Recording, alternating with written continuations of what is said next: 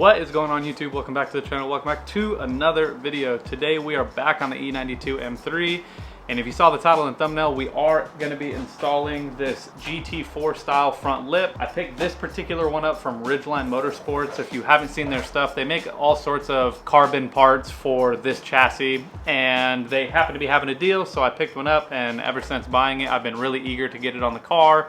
Because if you've been following my channel for a little bit now, you'd know how I feel about front lips. I don't know if anybody else shares this opinion, but I felt this way when I installed the front lip on my F10.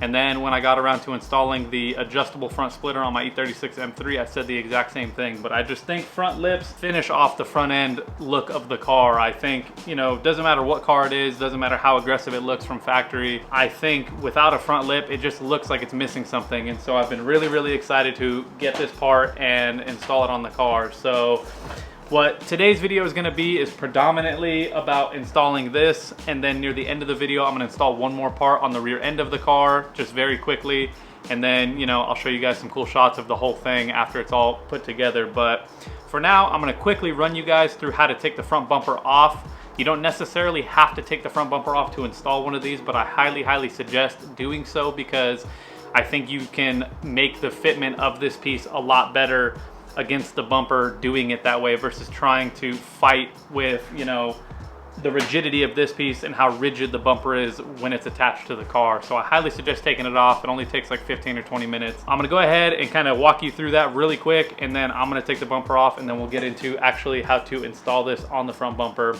at least the best way I think you can possibly install it on the front bumper. So with that, here we go. All right, so there's not a whole lot of fasteners that actually hold this front bumper onto the car. On the top here, there are 4 T27 bolts you have to undo.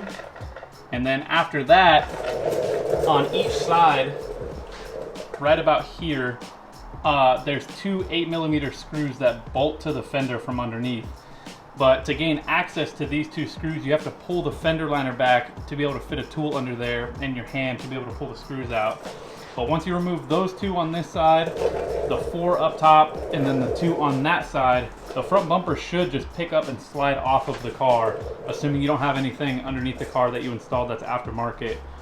Unfortunately, the lighting in here right now is really bad, so I'll try to find some photos and, you know, with some like arrows or something to kind of show you some of the bolts down there so you know what you're looking for. But essentially, once you do, or once you are trying to get these screws out, all you have to do is turn the wheel all the way to the side that you're working on, and then you'll have enough access to get behind there and just take out however many little screws you got to take out to be able to pull the fender liner back far enough to get your hand in there with a tool, and then you can get those 2 screws out of there. And then obviously you just start pulling the bumper off.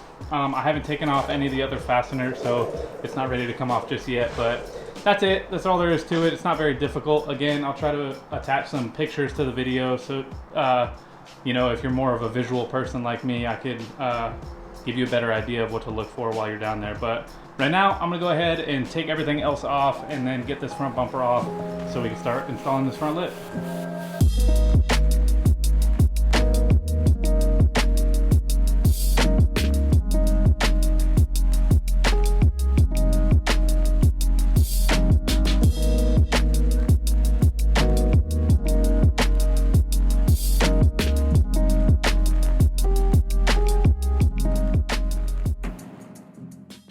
I finally got the front bumper off, and I guess I did lie to you guys. There was one more piece you have to undo to be able to fully take the bumper off, assuming you still have this black under tray piece on your car. And so basically this, as you can see, just kind of attaches to this piece and then hangs in the car. And the way to take it off is you turn it 90 degrees and then pull it through like a little opening, and then it'll come out through a bigger hole, basically. So let me see if I can show you what I'm talking about. If you can see what I'm talking about right there, this is where it hangs, and then you have to turn it 90 degrees, and then it just hangs in there. And so you basically, to take it out, you turn it, pull it through, and then it'll pop out. So just be mindful that there are those as well. But now that we have it out, we can finally get to mounting it up onto the front lip, or rather the front lip onto the bumper.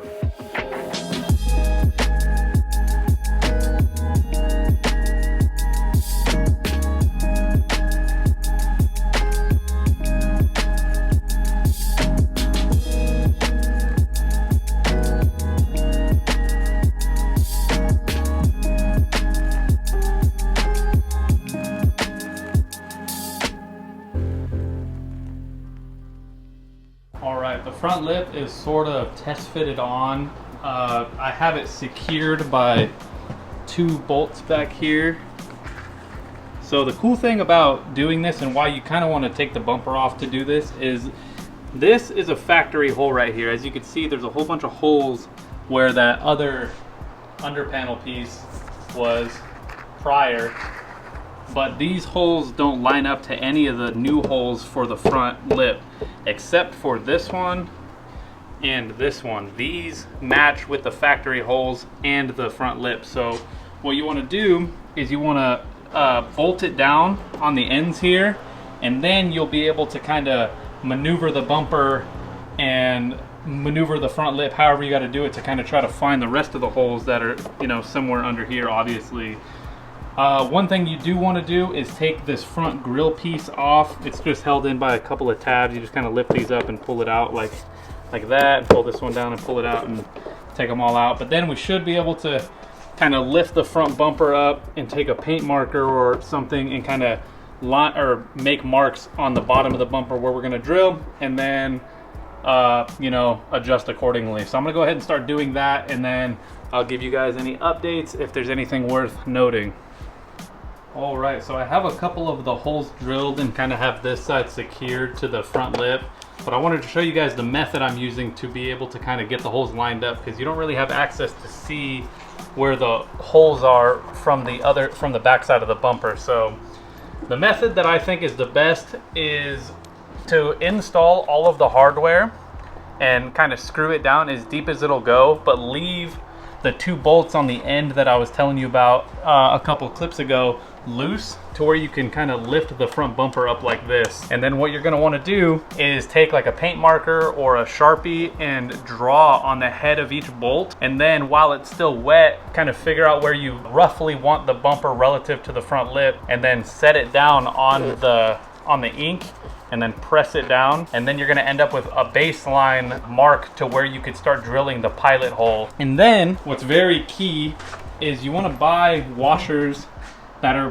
pretty substantially bigger than the bolt you're using. This is probably like a 1/4 size, but the idea is after you drill your pilot hole, you'll take a bigger drill bit and drill this hole out quite a bit bigger than the size of the bolt. So that way what's going to be able to happen is once you have all the holes that big, you're going to be able to make some adjustments to the front lip. You're going to be able to move this front lip forward, backwards, left and right to try to get the best fitment possible. So I think that's the best method for doing it. Once you get all the bolt heads marked and then pressed onto the front bumper, you'll take all the bolts back out and then obviously drill your pilot holes with the lip out of the way. So I'm gonna go ahead and do the rest of these, and then we will see what it looks like when it's all bolted up. We'll check fitment.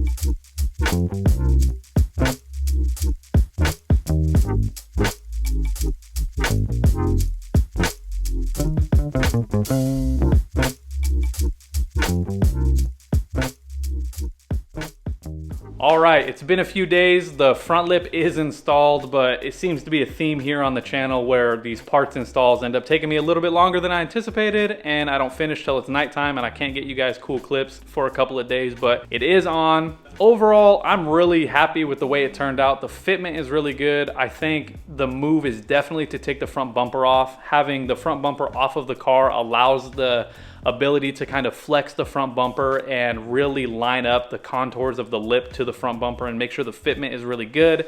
Not only that, but the oversized holes that I used, or I decided to use rather, also allows a little bit more adjustability to kind of really fine tune the fitment of the front lip to the front bumper. But I think that's the best way to do it. I think if you're gonna try to do it on the car, it's gonna be way too much of a hassle. The front bumper is gonna be too rigid with it all bolted to the car, and I don't think you're gonna get as good a fitment as at least I did with mine. So definitely consider taking the front bumper off if you are going to install a front lip on one of these cars. Now, I quickly wanna note, or rather touch on the rear wing situation. I know I mentioned earlier in the video that I was also gonna be installing a trunk lip or trunk wing, and I did try to install it after I installed the front lip. It was kind of giving me a hard time. I had to take it back off, take all the 3M tape off, and try it again the next day. And I did get it installed, but unfortunately, after it's sat for a couple of days, one of the sides is starting to come up. It's starting to peel up, and I think it's due to the fact that that wing is probably just a cheap wing. I don't think it fits the contours of the trunk very good, and so I'm probably gonna take it back off and either just run the car without a trunk wing or just buy a better quality one. So I'm not gonna show you guys any clips because it's coming off the car, so there's not really any point. But yeah, that was today's video. I'm excited to kind of be doing some cosmetic stuff to the car because my E90 M3 that I had a couple years ago, I didn't get around to doing any cosmetic stuff. So it's cool to kind of do the, you know, the cooler looking mods, the fun mods, you know what I mean? It's not just all maintenance and stuff, but I'm excited to finally get into that on this car, and I hope you guys enjoyed it as well. The car looks really good. It's definitely one step closer to how I want it to be, and hope you guys enjoyed it. So yeah, I appreciate you guys sticking around to the end of the video. If for some reason you want to watch last week's video where I installed what I think is the best like OEM no drone exhaust for these cars, definitely check that out. I'll link it in the description below. But with that, I'll catch you guys in the next video. Peace.